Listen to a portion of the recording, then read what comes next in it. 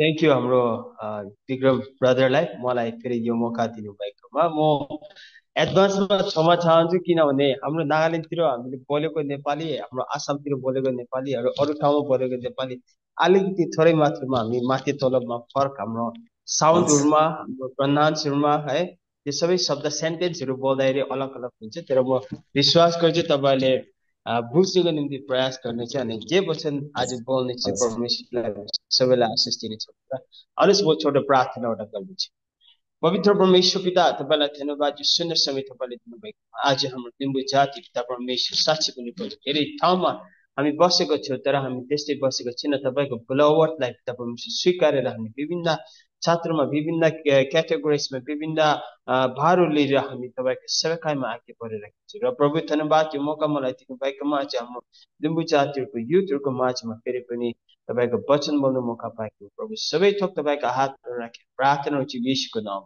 आमेन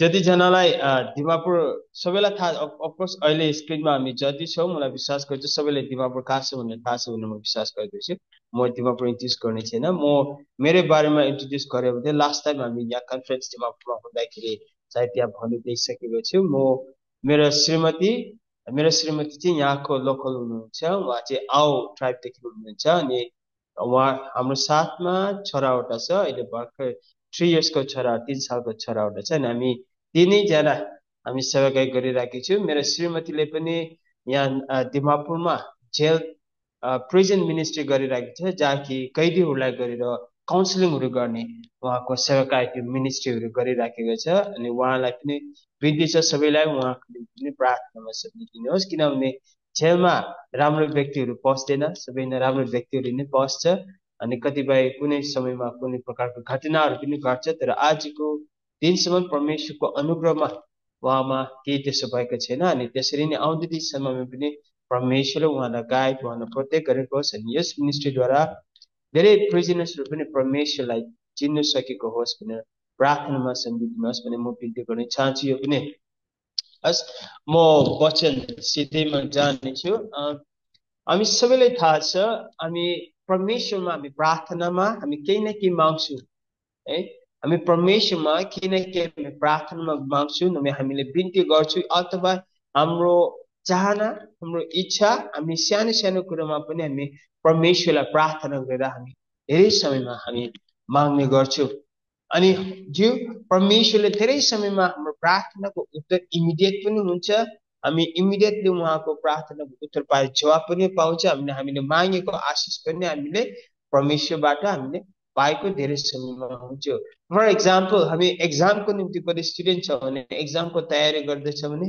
हामी परमेश्वरमा प्रार्थना गरेर ज्ञान बुद्धिको माग्छौँ आशिष परमेश्वरले हामीलाई दिएको अनि एक्जाममा हामी सफल पाएको हुन्छौँ या तपाईँ कुनै बिजनेसहरू हामी गरिराखेको छ भने या कुनै कामहरू गरिराखेको छ भने कुनै ठाउँमा केही प्रकारको हामीले जुनै पनि प्रोफेसनमा हामी रहेर बसिराखेको छ भने त्यो प्रोफेसनको निम्ति त्यो कामको निम्ति त्यो सराउन्डिङको निम्ति आफ्नो फ्यामिलीको निम्ति आफ्नो व्यक्तिगत जीवनको निम्ति हामी कतिपय प्रार्थना गरेर हामी परमेश्वरमा मागी बस्छौँ माग्दै गर्दाखेरि परमेश्वरले हामीलाई दिएको हामीमा हुन्छ तर हामीले एउटा कुरा बिर्सिराखेको हुन्छौँ हामी परमेश्वरलाई फर्केर धन्यवाद दिनु ए हार्ट अफ ग्रेटिट्युड हामीले बिर्सिराखेको हुन्छौँ ए हार्ट अफ ग्रेटिट्युड परमेश्वरलाई हामीलाई धन्यवाद दिने समय हामीले बिर्सिराखेको हुन्छौँ ओ प्रभु म तपाईँलाई धन्यवाद तपाईँले मलाई मेरो प्रार्थना सुनिदिनु भएकोमा भनेर हामी फर्केर परमेश्वरमा गएर धन्यवाद दिने हामी बिर्सिराखेको हुन्छौँ आज त्यही विषयमा नै म बोल्नु चाहिँ हार्ट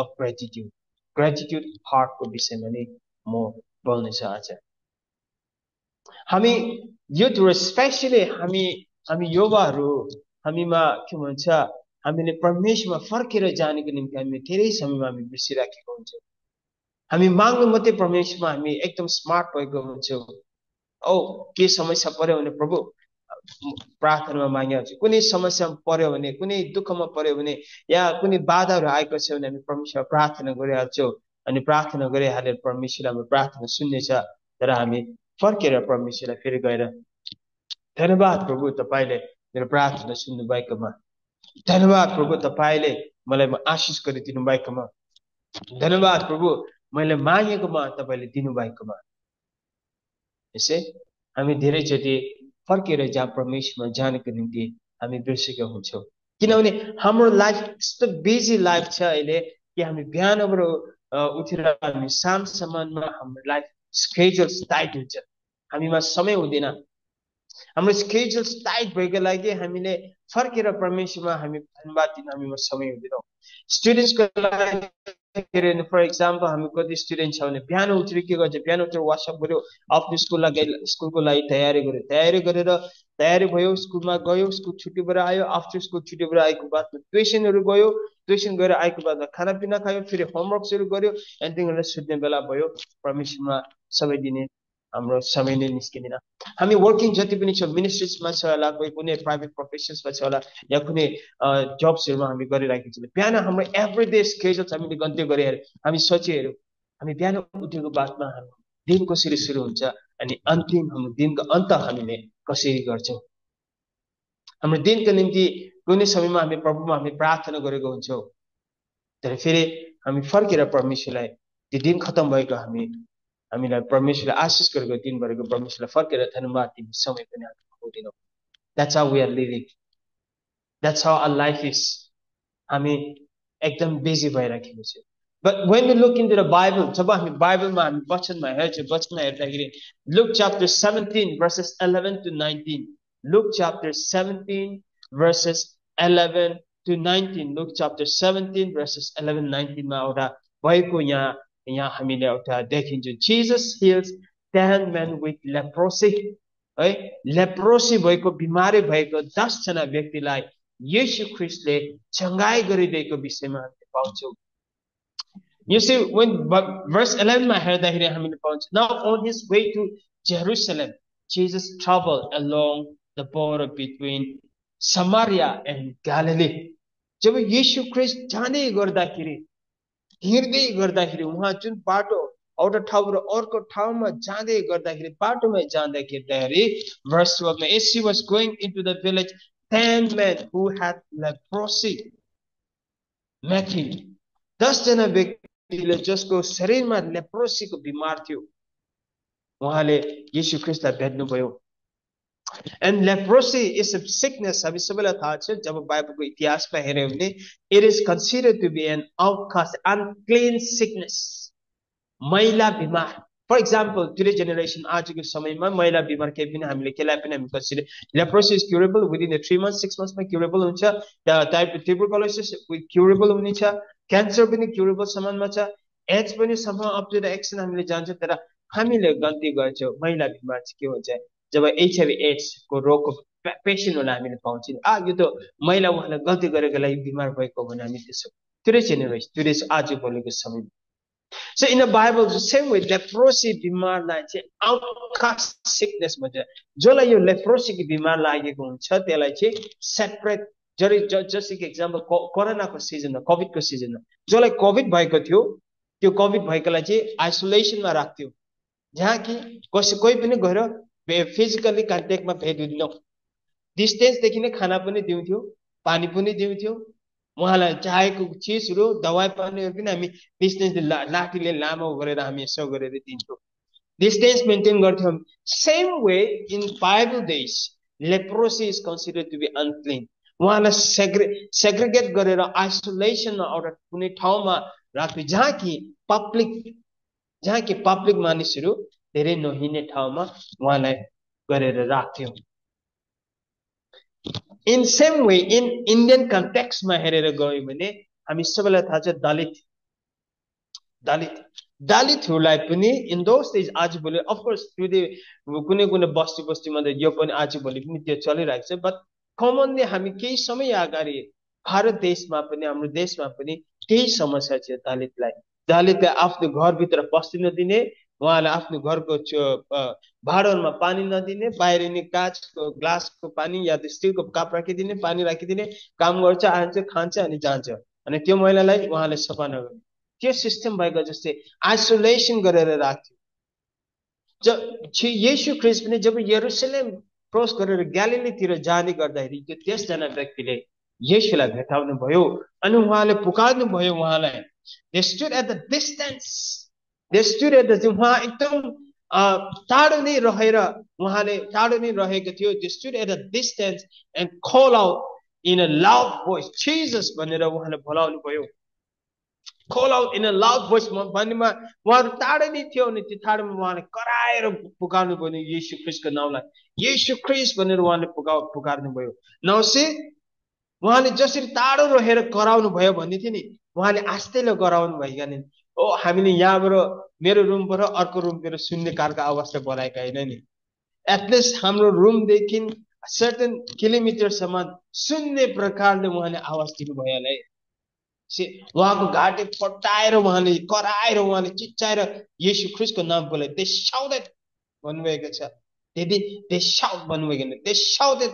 उहाँको एकदम टप अफ द भोइस, उहाँको एकदम उच्च स्वरले उहाँले येशू ख्रीष्टलाई बोलाउनु भयो. इन द सेम वे हामी पनि येशू ख्रीष्टलाई बोलाउँछौँ जब हामीमा समस्या भएको हुन्छ, जब हामीमा बाधा आएको हुन्छ, जब हामीमा दुःख परेको हुन्छ, जब हामीमा खाँचो परेको हुन्छ, जब हामीलाई निड्सहरू हुन्छ.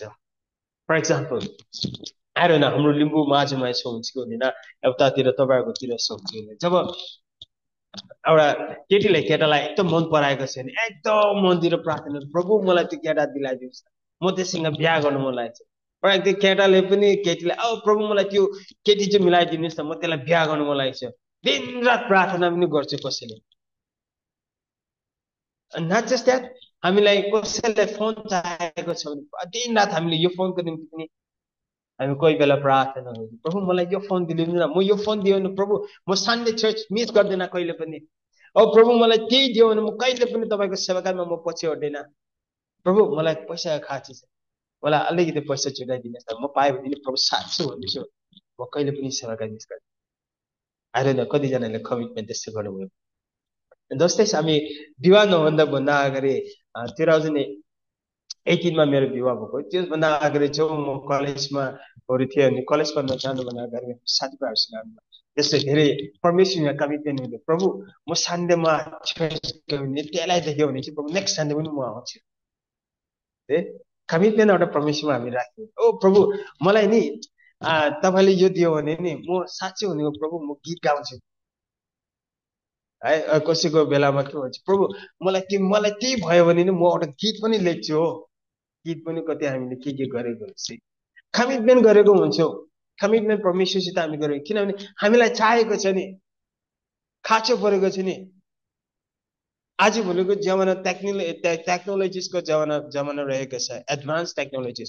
हामी सबैलाई आइफोन, स्पेसली युथहरू होइन, आइफोन धर्नुलाई लागेको हुन्छ. प्रभु मलाई आइफोन दिलाइदिनुहोस् न, म सालभरि सन्डे मिस गर्दिनँ. कसैले प्रार्थना गरिरहेको छ. क्रिसमस आउने चाहिँ प्रभु मलाई क्रिसमसमा त्यही ड्रेस दिलाइदिनुहोस् न, त्यही जुत्ता दिलाइदिनुहोस् न, म त्यो लाएर चर्च जान्छु नि. हामी कमिटमेन्ट गर्छौँ परमेश्वरसित, प्रार्थना गर्छौँ जब हामीलाई खाँचो हुन्छ, जब हामीमा दरकार हुन्छ.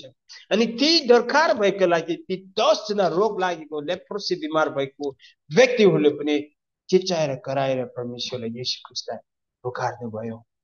किनभने उहाँलाई सुन्नु भएको थियो त्यो येशू ख्रीष्टले बिमारीलाई चङ्गाइ गर्छ, त्यो येशू ख्रीष्टले मरेकोलाई जिउँदो गर्छ, त्यो येशू ख्रीष्टले कान नसुन्नेलाई सुन्ने बनाइदिन्छ, त्यो येशू ख्रीष्टले आँखा नदेख्नेलाई आँखा दिइराखेको छ भने त्यो कुराहरू उहाँले सुन्नु भएको छ नि त. अनि त्यो सुनेको कुरामा विश्वास गरेर जब येशू ख्रीष्ट त्यस बाटोबाट हिँड्दै गरिदियो उहाँले बनाउनु भयो. प्रभु येशू ख्रीष्ट, जिजस अफ नाजरेथ भनेर उहाँको स्वर खोलेर उहाँले बोलाउनु. Jesus master, have pity on us, दया गर्नुहोस् हामीमा, दया गर्नुहोस् प्रभु हामीमा भनेर हामीले उहाँले बोलाउनु भयो. हामी पनि सेम वे परमेश्वरलाई हामीले त्यसरी नै बोलाउँछौँ. प्रभु दया गर्नुहोस् न हामीलाई, मलाई दया गर्नुहोस्, मलाई यो खाँचो छ, त्यो गर्छ, प्रभु त्यस्तो भएको छ, त्यो समस्या भयो. भर्स 14मा के भन्नुभएको छ, when he saw them he said, उहाँले के भन्नु भएन, हे when he saw them, जब येशू ख्रीष्ट उहाँलाई देख्नुभयो अनि भन्नुभयो जाऊ गएर तिम्रो पुजारीलाई देखाऊ, go and show yourself to your priest, जाऊ गएर तिम्रो पुजारीलाई देखाऊ. म प्रार्थना गर्दैछु येशू ख्रीष्टको नाममा तिमी चङ्गाइ हो जाऊ भनेर प्रार्थना गर्नु भएन. It's nothing as such. जाऊ गएर तिम्रो पुजारीलाई देखा, go and show yourself to your priest.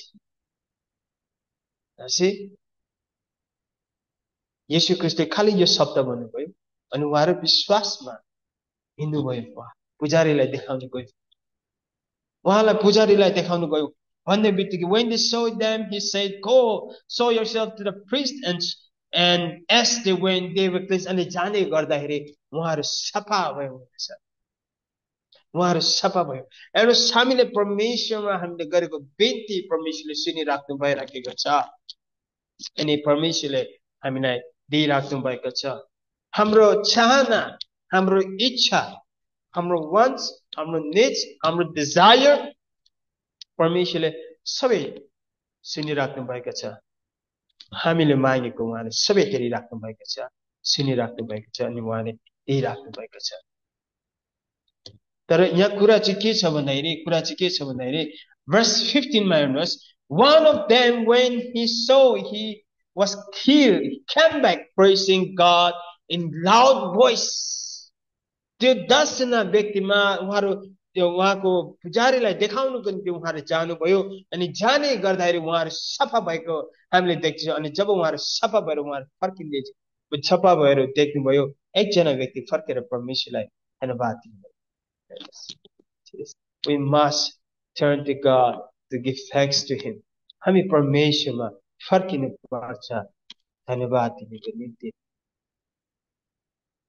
We must return to a master to say thank you. We must have a heart of gratitude. हाम्रो धन्यवादको हृदय हामीमा हुनुपर्छ। A heart of gratitude हुनु जरुरी छ। हामी खाली माग्ने मात्र हैन, तर परमेश्वरको महिमा पनि हामी गर्नुपर्छ दिएकोमा। तर many a time we fail. परमेश्वरले त्यसै कारण verse 15 16 मा हेर्यो भने के भन्नुभएको छ?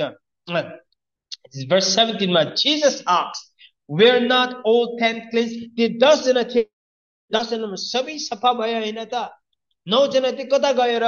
अनि तिमी मात्रै फर्किनु भयो। 9 जना चाहिँ कता गयो, तिमी मात्रै फर्किनु भयो। Where are those 9 people? Only you have returned to praise God. हामी पनि त्यो 9 जना व्यक्तिमा हो कि त्यो एकजना व्यक्तिमा? And the interesting fact here is that interesting चाहिँ के छ भने त्यो एकजना व्यक्ति चाहिँ फेरि विश्वासीको जातिको अन्य विश्वासी समरियाको एकजना। See, beautiful thing here. समरिया व्यक्ति एकजना जसले फर्केर आएर परमेश्वरलाई धन्यवाद। आज हेर्नुस् है, म एउटा फ्याक्ट म जब बजारमा घुम्छु इभिनिङ टाइममा या मर्निङ टाइममा जब बजार खोल्छ नि, हाम्रो अन्य विश्वासी दाजुभाइहरूले, हाम्रो हिन्दू दाजुभाइहरूले उहाँले उहाँको दैलोलाई चाबी खोल्नु भन्दा अगाडि ढक्नुहुन्छ। उहाँले ख्याल गर्नुभयो कि भएन? अनि बन्द गर्छ नि, जब उहाँको बिजनेस बन्द गर्छ नि उहाँले ठक गर्छ। तर हामीले प्रार्थना गर्छौँ गर्दै बिहान हाम्रो बिजनेस सुरु गर्दा, हाम्रो दिन सुरु गर्दा कि हामी प्रार्थना गर्छौँ भने हाम्रो दिनलाई अन्त गर्दाखेरि परमेश्वरलाई धन्यवाद दिन्छौँ। इन्ट्रेस्टिङ, हामीले सोच्ने पर्ने कुरा यहाँ छ। म मेरो चर्च मेम्बरलाई यही नै भन्ने गर्छु, मेरो चर्च मेम्बर धेरै बिजनेस गर्नु मान्छे रहेछ, यताउति बिजनेस गरेर हाजिरा गर्नु मान्छे धेरै छ। म उहाँलाई नै भन्ने गर्छु यही छ, do we take the name of God before we begin a day? Do we end our day by the name of God? येशूको नामलाई नाम गरेर हामी दिनको सुरुवात हाम्रो बिजनेसहरु सुरु गर्छौं गर्दैन? येशूको नाममा नै हाम्रो बिजनेस, हाम्रो दिनको अन्त हामी गर्छौं गर्दैन? If we are not doing, we are being selfish. हामी selfish भएर हामीले प्रार्थना गर्छौं, प्रभु हाम्रो दिन राम्रो भइदिएको होस् न, प्रभु हाम्रो बिजनेस व्यापार राम्रो भइदिएको होस् न, प्रभु धन्यवाद तपाईलाई, आज जे पनि भयो मेरो बिजनेसमा तपाईलाई धन्यवाद, आज जे पनि भयो मेरो जीवनमा, आज दिनको जीवनमा जे पनि भयो आजको दिनभरिमा प्रभु तपाईलाई धन्यवाद। A heart of gratitude जरुरी छ सबैको, not just working profession को लागि मात्र हैन, स्टुडेन्टहरुको लागि पनि छ, सबैको लागि। खाली वर्किङ बिजनेस गर्नेहरुको मात्र मान्छेको हैन, तर परमेश्वरको सेवाकाय गर्ने जनहरुको निम्ति जरुरी छ। हाम्रो अन्य दाजुभाइलाई हेर्यो भने उहाँले उहाँको मानेको, उहाँ मान्नु भएको, उहाँले जेमा पनि मानिरहेको छ, त्यो